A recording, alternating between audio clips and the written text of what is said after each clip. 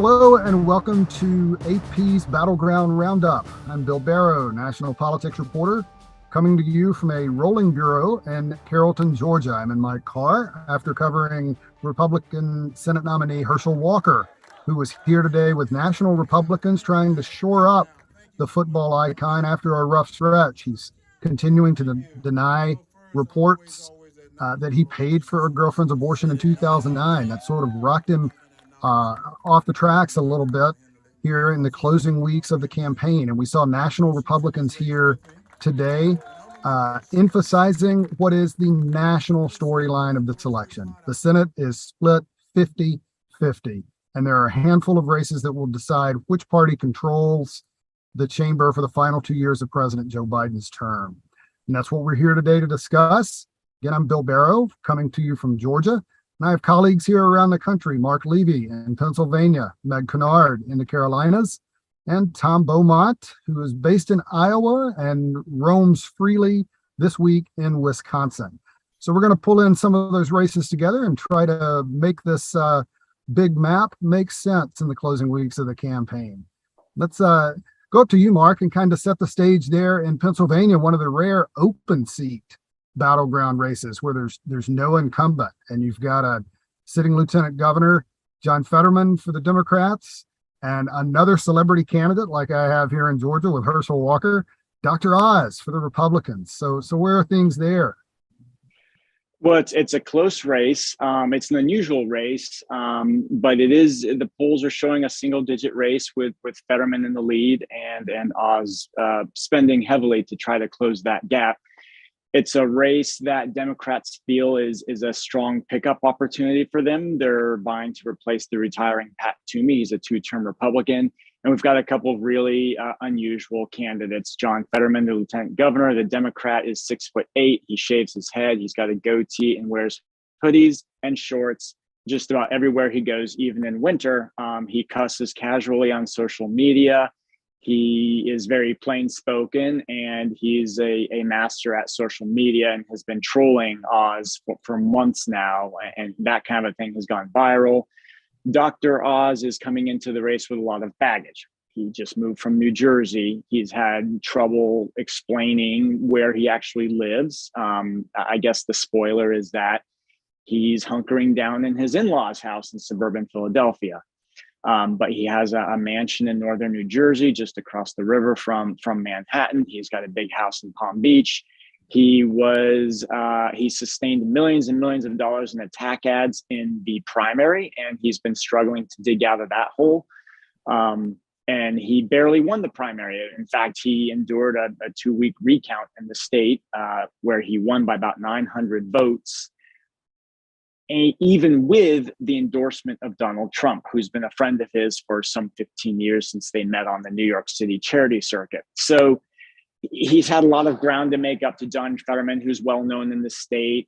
He's a lieutenant governor. He did a 67 county marijuana tour to try to legalize marijuana and take feedback on it. People know him from that.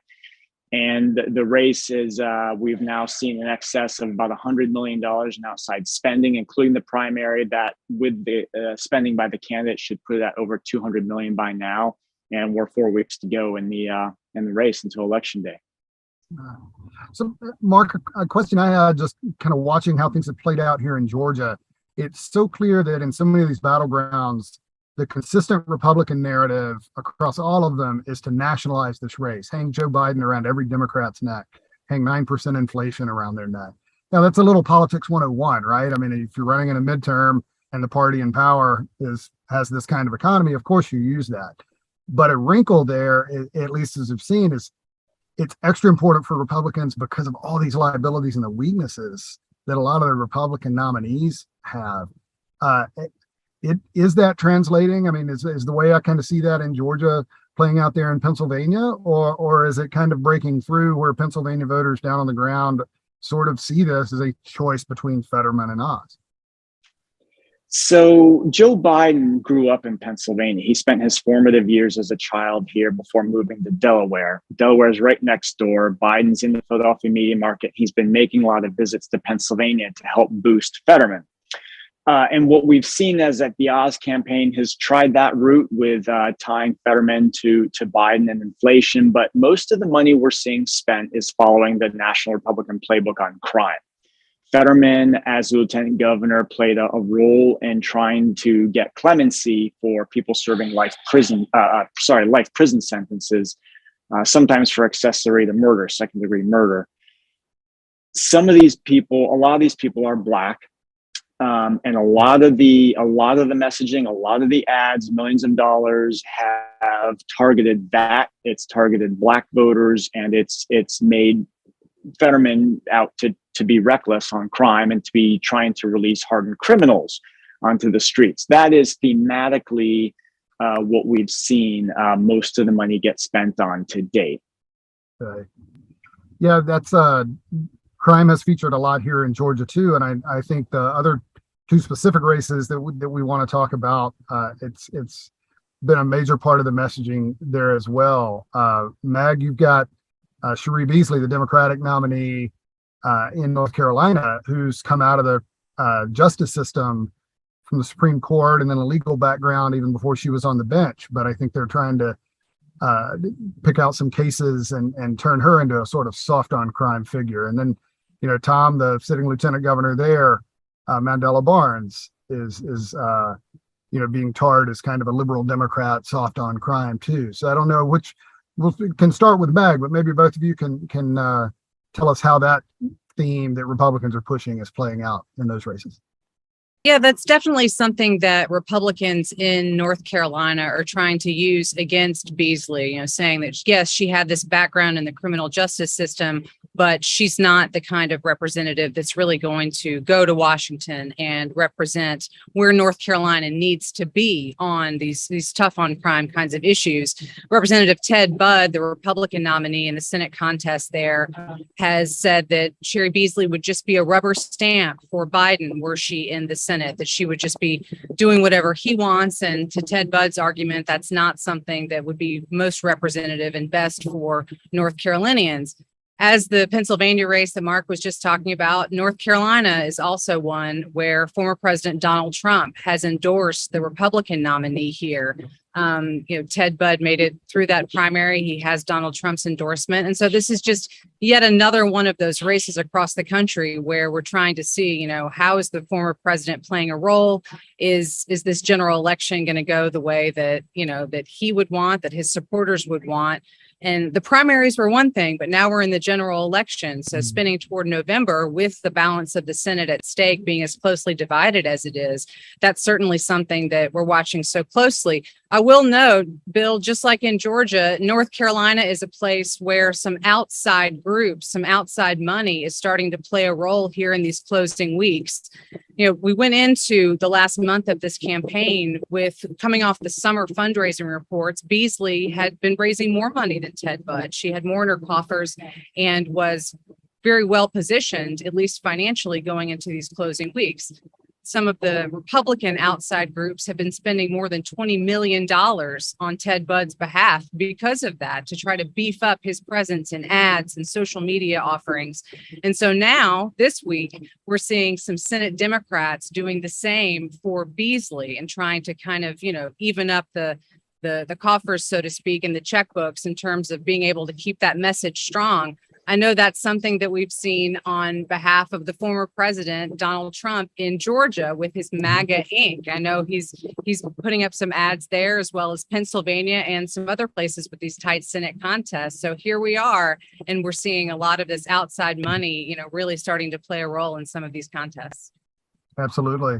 To Meg's point about the former president, he's been pounding crime, and that's one way in which the Senate leadership and the campaign leadership has been in sync with the former president. In Wisconsin, Ron Johnson has had kind of an awkward past. He's not been wildly popular with the typical Milwaukee area Republican.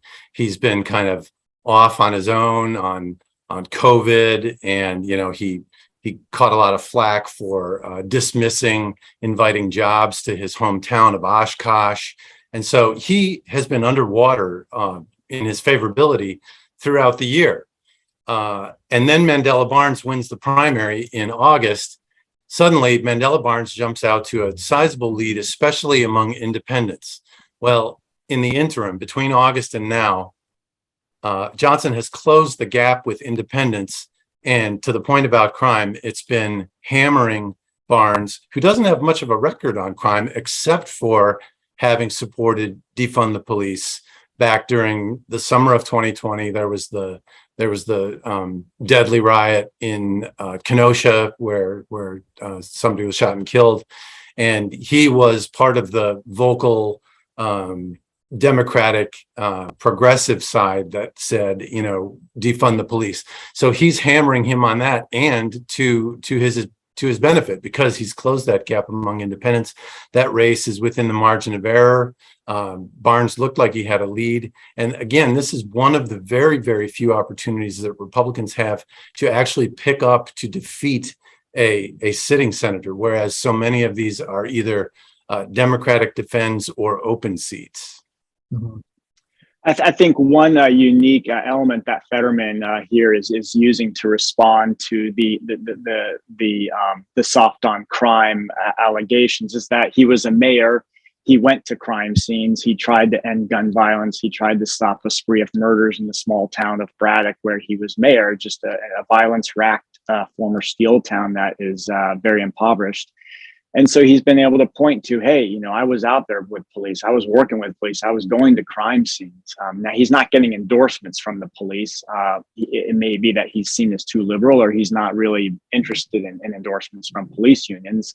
He is a strong pro-union guy, but that is one unique element of him being able to point to, hey, I actually fought crime, and Dr. Oz does know a thing about crime. He lives in the gated community.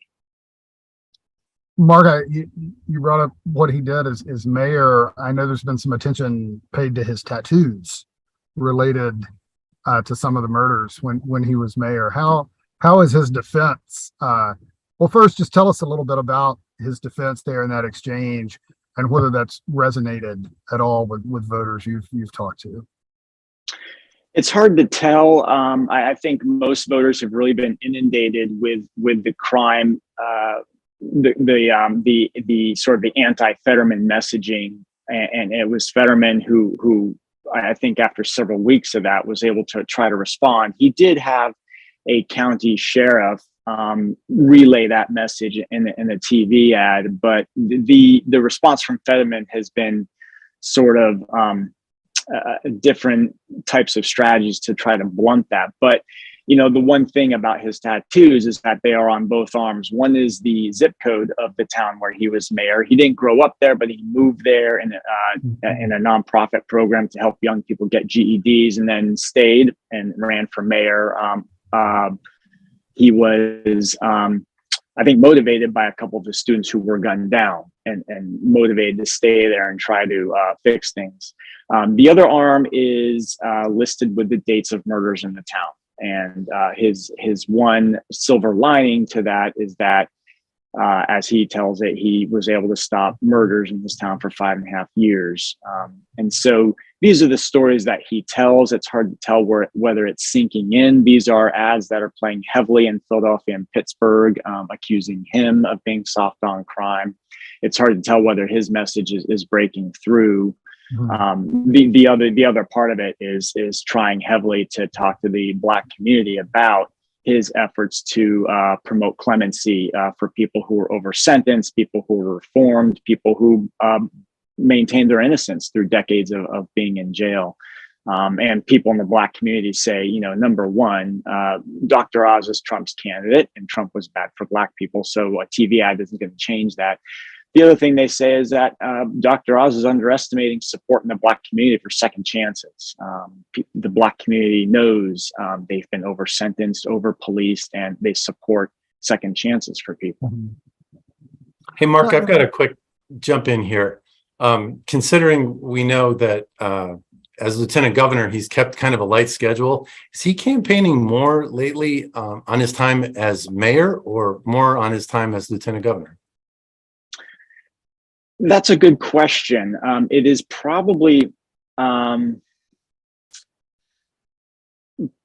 probably more on his time as mayor. Although, much of it really is personality driven, about him, about what he wants to do in Washington, sort of hitting populist themes about being a union guy, about wanting to make things in Pennsylvania again, wanting to bar members of Congress from, trading securities, things like that. When he does have to respond to crime, he does revert to his days as mayor of Braddock, which is where he really became sort of a progressive hero in the Pittsburgh area and kind of a national media darling for being a guy who looks like, he'd be in pro wrestling, but he really does have an MBA from Harvard and he's the mayor of a town. And,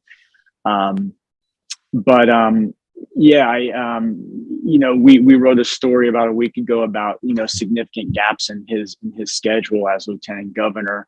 His main claim to fame as lieutenant governor was promoting a pro-marijuana platform, but also clemency for people who were over-sentenced, people in prison who are innocent. So Meg and Tom, on the crime narrative, which is a national play that the Republicans are making, but I'm curious, in your state, in that North Carolina race and in the Wisconsin race, how do you see, or have you heard other voters that perceive any racial or any racist undertones to the way that argument is being made, given that the Democratic nominees there are Black? And the Republican nominees are white. I mean, in Georgia, Right. the race here, both nominees are Black, but it's a white Republican versus a Black Democrat in Wisconsin. Yeah, I think in North Carolina, from what we hear on the ground, I think that oftentimes there is a wariness on behalf of voters sometimes when they see these arguments, if they are in tune enough to know that it is a concerted strategy, right? I mean, that's something that oftentimes in a particular state to a specific group of voters or voter, that's not necessarily resonating. They may not be aware that, oh, this is happening across the board in many states or in many different campaigns.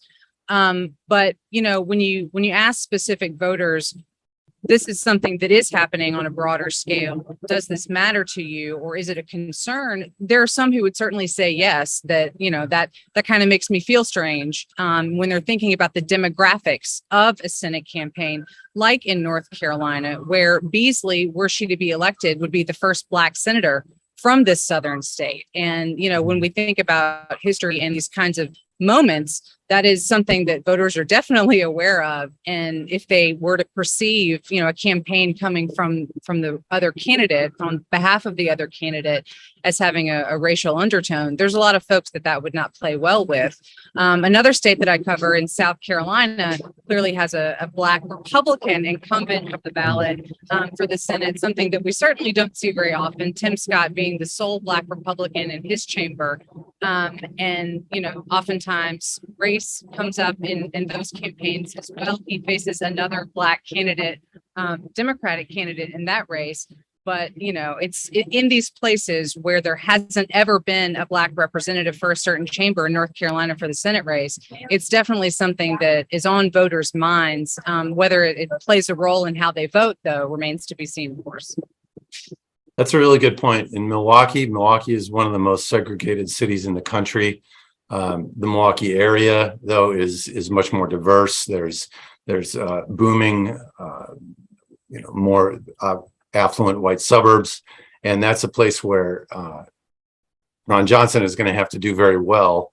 And it's also a place where there is this kind of dividing line between the city of Milwaukee proper and the suburbs. So I don't think it's lost on anybody that Mandela Barnes would be the first Black senator from the state of Wisconsin, a state that has its own history of racism, especially in the Milwaukee Police Department.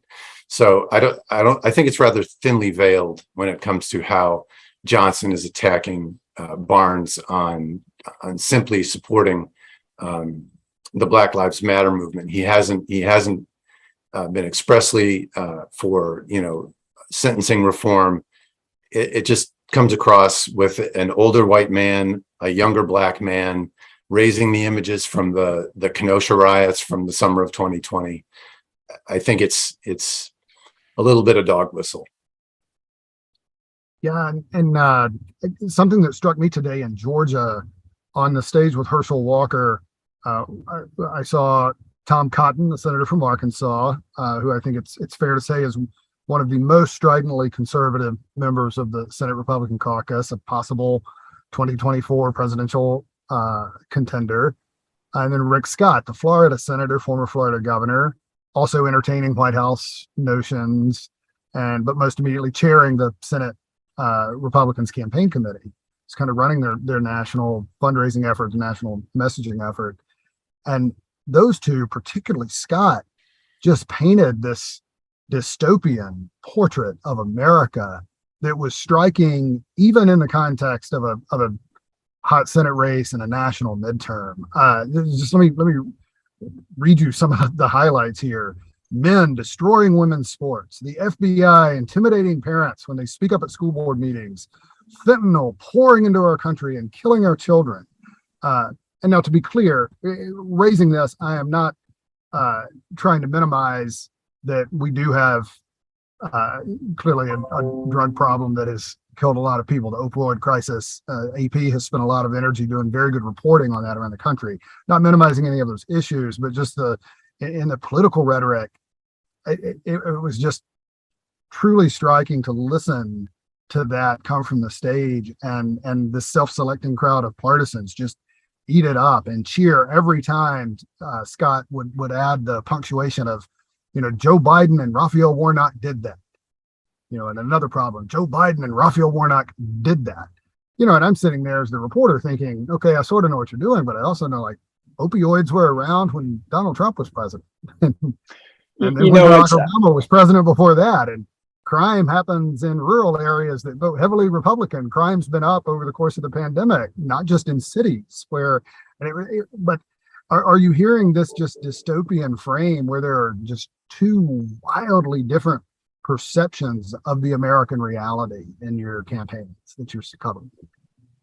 Definitely here, and I would just say quickly, in case Tom and Meg have something to add, that the big, he's releasing hardened criminals onto the street, and this is in the context of a rising murder rate in Philadelphia, that it is a major concern of consequence to Philadelphians, violence. But these ads that they're seeing, sort of the dystopian, releasing the hardened criminals onto the street, and he doesn't care about crime or murder, it's not changing people's minds. So, I've talked to Republicans who hate Trump and vote against Trump, still vote Republican lower on the ballot, and they're going to vote against Oz because he's Trump's guy. I've talked to Democrats who say they've seen the ads, they might be concerned by it, but abortion, women's rights, those may be their number one issues, or people who just like Fetterman. They're familiar with his record, they like him. They've seen the ads, they don't believe him. So it's not clear to me that this dystopian thing is changing minds, but it is reinforcing the beliefs of the people who weren't going to vote for, say, the Democrats. That's a very astute observation. Yeah, I think that is a really fair point. And also, let's just remember, for context, the last round of elections, albeit that was a presidential election year, but 2020, those general elections followed a summer that was rife with unrest and a lot of racially based bad feelings, and on behalf of a lot of different parts of the country.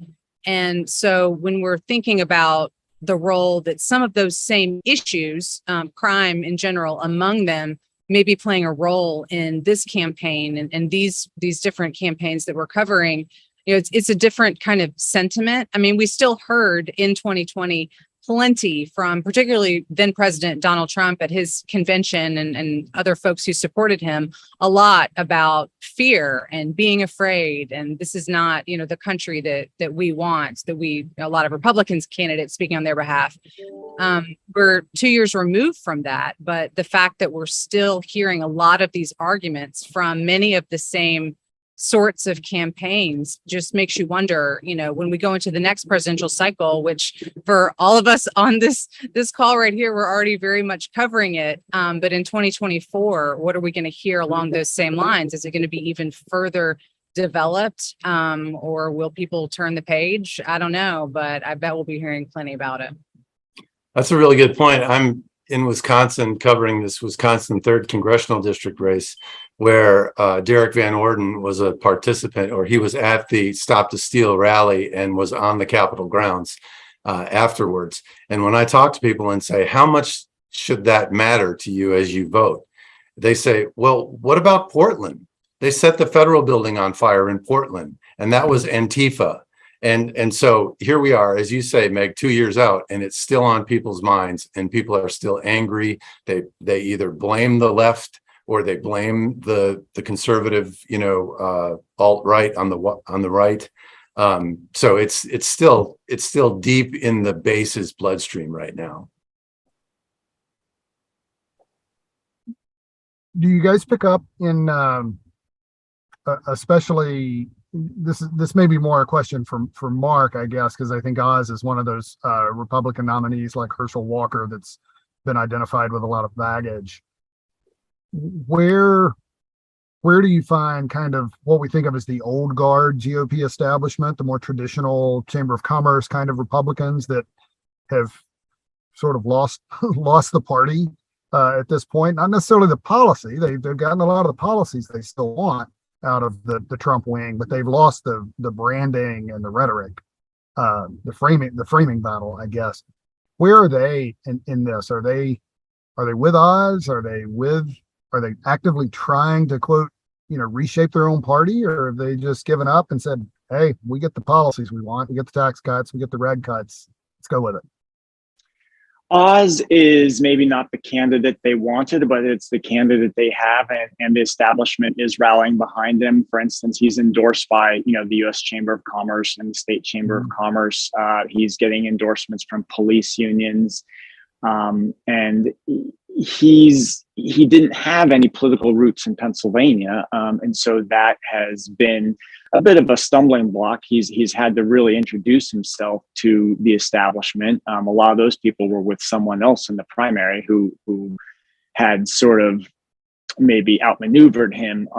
But Oz has tried to shift moderate in the general cycle of this election. He's tried to downplay his stance on abortion. He's tried to downplay the Trump connections. And to some extent, there is a disconnect between him and the Trump base. There was a lot of money spent against him in the primary, painting him as a Hollywood liberal, out of touch, as having talked about abortion in the past as though he supported the Roe versus Wade standard, as he did an episode on his show. He's a 13-year talk show host. He's said a lot of things, and he had a show on red flag laws, which is something that the gun rights lobby opposes. And so what we've seen is, the establishment rallying around him, even though he wasn't their guy, and Republicans starting to come home to him. So strategists on both sides believe that is one reason why the polls have tightened in the last few weeks, is people beginning to understand that he's the nominee and starting to get comfortable with him. But when you see him at, say, the MAGA crowd, so at the Trump rally in early September, he was still sending a message of, hey, look at my website, get to know me, see what I've been saying around the state. It wasn't a lot of rah type stuff that you might have heard from a MAGA candidate who's, in touch with the base.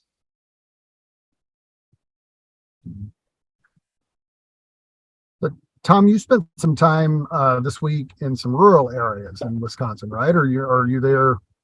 Yeah, the whole Wisconsin 3rd district is one rolling rural swath of the Mississippi River Valley with a lot of small towns. It's very similar to Iowa on the other side of the river. And I just wanted to bring up something similar to what Marc was saying.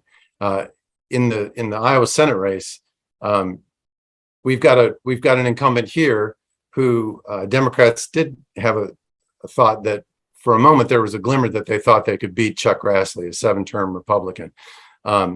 But to Mark's point, the party has kind of left him.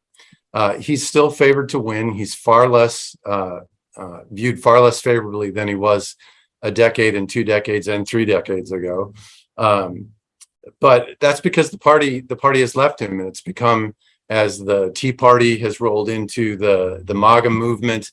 I mean, he was an old fiscal conservative, an old sort of typical social conservative, and it's awkward watching him campaign on these talking points on the rampant crime and the fentanyl and the border crisis, because that's not really his style. So here he is. He just turned 89 years old last week. The Democrat that they thought had a chance against him is a retired Navy admiral who, it turns out, it was revealed in a police report that was unveiled or that surfaced last week or last month, that he kissed a campaign staffer without her permission. If this guy had any chance, this knocked him off of this balance. His name is Michael Franken. He's a very experienced, thoughtful, knowledgeable, policy deep guy. He's from Western Iowa, which is the conservative part of the state. But you have to run a perfect race, even against a diminished Grassley. But to the point, talking to Grassley last week, I said, do you have any concerns if you're reelected that you would be able to serve another 6-year term? And this is what he said. Absolutely not. And I'll just leave it at that. But if you want to know what my day is, I'll be dead to tell you my day. So maybe I better do that. Well, when I'm in Washington, it's a little bit different when I'm in Iowa. But the easiest thing to say about working hard in Iowa is the fact that I go to every county every year. And that's not just 99 meetings. That's a minimum number of meetings I have each year. And then when I'm in Washington, D.C., I go to bed at 9, get up at 4. I go 2 miles like I did this morning, but this morning in Iowa I did it at 5:30, not at 4 o'clock. And then I get to the office at 6, and I think I have a pretty rugged schedule. We can show you all the schedules. I save the paper every day, and we work hard. Those 12 hours I'm there, and usually the Senate adjourns around 6:30, no later than usually 7 o'clock. I go home and start over again. And I have the record of not missing a vote for 27 years. And there isn't another single senator in the 2,000 that have served in the Senate since 1789 can say that. And so he's clearly, he feels fit. He's still intellectually sharp. But there's no telling what can happen to a man who's 89 years old. But I'll say it again, he's a member of the Ronald Reagan party. He's not a member of the Donald Trump party. Mm-hmm. Well, that's a great, it's a kind of a great exclamation point there on where we are in this midterm. And I would say about a month out from Election Day, the reality is a lot of absentee mail ballots have already gone out to voters, and early in-person voting starts in a matter of days in several states, including here in Georgia next Monday, October 17th. So not to put everybody on the spot for exact numbers, we're not in the business of official prognostication, but what does it feel like out on the ground, either to you or among your sources you were talking to in these individual races we've talked about, but also kind of the national landscape with such high stakes for Senate control. And let me add, just to make sure for any of our listeners and viewers, that I asked that sort of with the context of a relative consensus that Republicans are going to win the House, maybe not by a massive margin, but that Democrats will at least lose outright control of both ends of Pennsylvania Avenue. So that makes the Senate all the more important in terms of what the Biden administration will be dealing with, what things will look like the last 2 years. So how do you guys see it? How are your sources seeing it at this late critical stage? Marc? I would say simply that, I've been saying all along that it was really the Republicans' race to lose, since it was a Republican year and the party of the president always loses seats in Congress during the midterms. But it sort of feels like it's Fetterman's race to lose at this point. Everything I hear from Republican strategists who are managing races for Congress and the state legislature is that people like Oz and the Republican nominee for governor are running behind everyone across the board. So Republicans and voters, independent voters, seem far more likely to vote for their members of Congress, the U.S. House and state legislature, than they are to vote for Oz and the Republican nominee for governor, who's really run a very far right campaign thus far. Maybe it's early enough that Oz can make up that gap, but that gap has been there for months now. And to the extent that polls have tightened a little bit as Republican voters maybe have come home to Oz, it does feel like Fetterman's lead has been durable in the polls.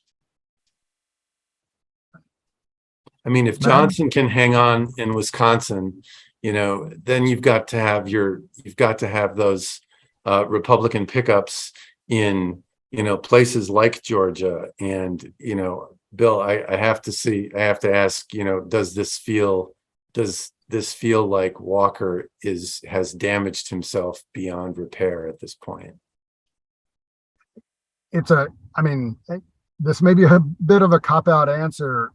Georgia is a true battleground state, and that's still, I think, hard for people to wrap their brains around, because all of the South, the old Confederacy, had gone so heavily to Republicans all up and down the ballot for this period of time. And then Biden wins in 2020. And then 2 months later in those runoffs, Warnock wins that special election, John Ossoff wins. But here we are in a midterm, and no one knows. I think that the Republicans and Democrats I talk to that are not just completely in hoc with one of the two campaigns will say, look, we could have 4.3 million people vote, which is a couple of 100,000 less than the runoff turnout, 700,000 or 800,000 less than the presidential turnout, or we could have that turnout land somewhere in the middle of that presidential 5 million or the runoff 4.5 million. And when you have that wide a swing, 300,000, 400,000, 500,000 voters in what the electorate is, anyone that tells you which side's going to win is just completely full of it. Is this story, the allegations against Walker, this staunch anti-abortion, evangelical Christian, moral campaign kind of presence on top of his football iconography as the Heisman Trophy winning running back for the Georgia Bulldogs so long ago, is this story damaging to his brand? Absolutely. And this is the rare kind of quote October surprise that any voter who is not under a rock has heard this and has an opinion on it. That said, can he still win in a midterm dynamic in a battleground state with Joe Biden at 35-38% approval rating in Georgia? Sure. And the smart Democrats and even people in Senator Warnock's campaign know that he can.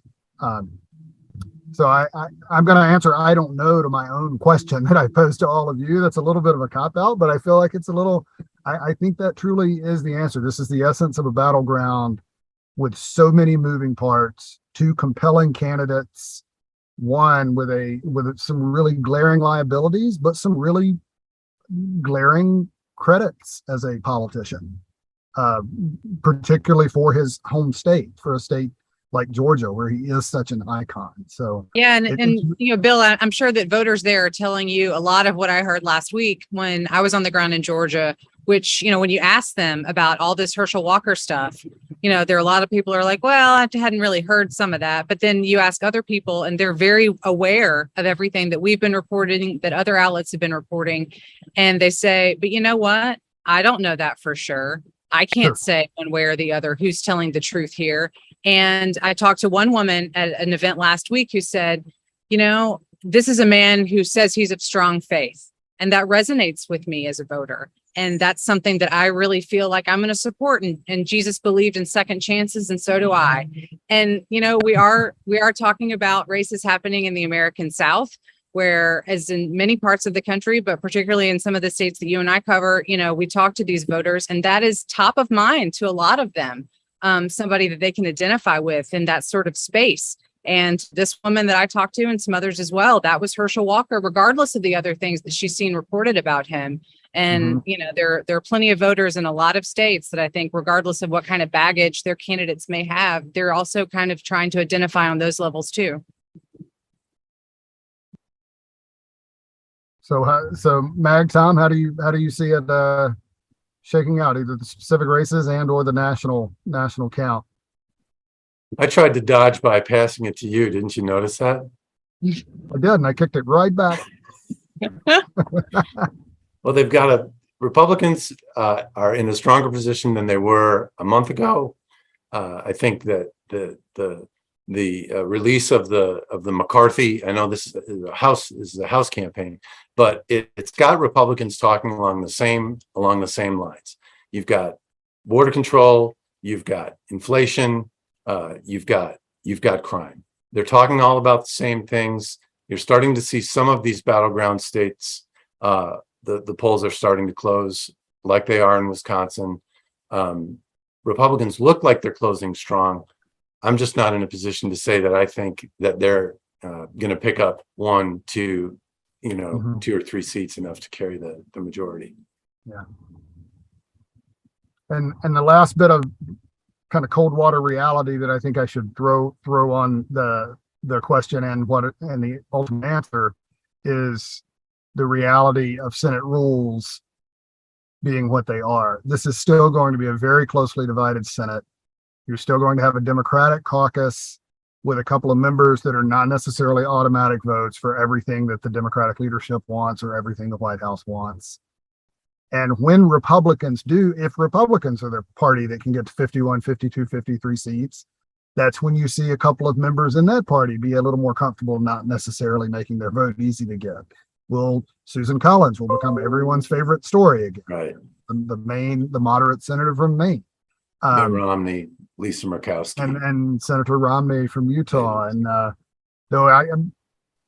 so I think it's worth remembering too, not to minimize the importance of which party controls the Senate, because they do set the agenda and control the flow of legislation to the floor, and certainly control, federal appointments, nominations, and confirmations. But it's still going to be kind of the very close to the Washington that we have gotten accustomed to the last few decades of nothing is going to move easily or move quickly. And the idea of a broad national consensus being reflected in the national capital is I think a bit of a fiction. So that is where we are.